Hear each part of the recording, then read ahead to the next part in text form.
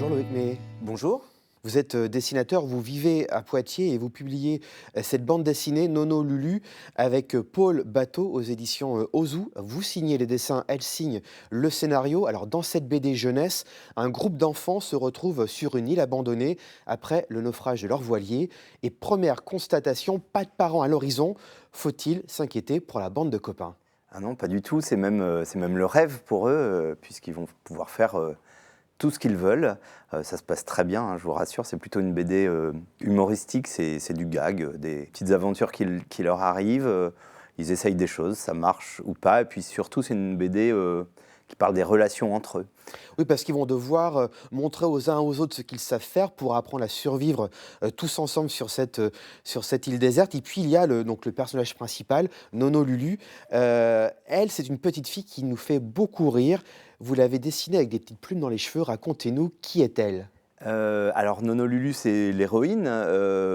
Effectivement, c'est celle qui a le plus de caractère, on va dire, qui est très entreprenante, qui est très autonome. Elle a besoin de personne. Enfin, ça, c'est ce qu'elle croit. Parfois, ça se retourne un peu contre elle. Et puis, bah, ces petites plumes, moi, ça m'a tout de suite fait penser à Robinson. Évidemment, je me suis inspiré de tout ce type de récit. Au tout début, dans mes essais, Nono Lulu, elle ressemblait vraiment à un Robinson. Alors, on l'a retravaillé avec l'éditeur et l'autrice. On a retravaillé tout ça pour que ça colle, quoi. C'est vraiment le personnage qu'on a le plus travaillé. Et ça la rend un peu facétieuse d'ailleurs à l'image. Elle fait en gros toutes les bêtises que peut faire un enfant. Oui. Hein, mais elle apprend de ses erreurs. La scénariste en a profité pour transmettre quel type de message au jeune public? Il y a une notion, moi, qui me semble transpirer de l'histoire, c'est la bienveillance entre eux, même s'ils se mettent un peu des bâtons dans les roues, chacun essaie un petit peu de tirer la corde à lui parfois, et puis ils se taquinent beaucoup. Mais bah, c'est 6 enfants qui sont parfois cousins, parfois frères ou amis, et qui à la fin s'entraident beaucoup et se protègent bah, tout au long des gags du livre. Alors racontez-nous comment est-ce que vous avez travaillé le dessin de ces 6 personnages? Vous aviez carte blanche pour les créer visuellement?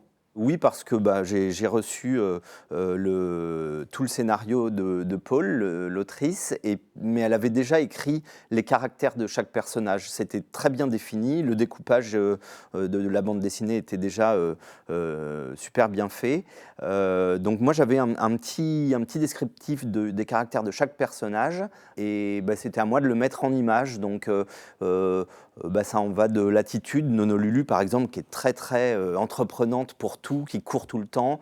Et puis après, il y a plein de petits gags. Les deux jumeaux, Kim et Bao, sont un peu terribles. Ils ne s'arrêtent jamais. Il y a par exemple, si vous regardez dans la BD, il y a à chaque fois que Kim rentre dans une case, il y a un petit animal qui a peur. Il y a un crabe qui s'enfuit, un lézard, parce qu'ils ont tous peur de ce qui peut leur arriver. Et ça fonctionne très bien. On est porté par l'histoire de ces 6 enfants perdus sur cette île déserte. Merci beaucoup à Loïc May d'avoir répondu à notre invitation, dessinateur donc de Nono Lulu qui paraît aux éditions Ozu. Merci beaucoup d'être venu aujourd'hui. Merci.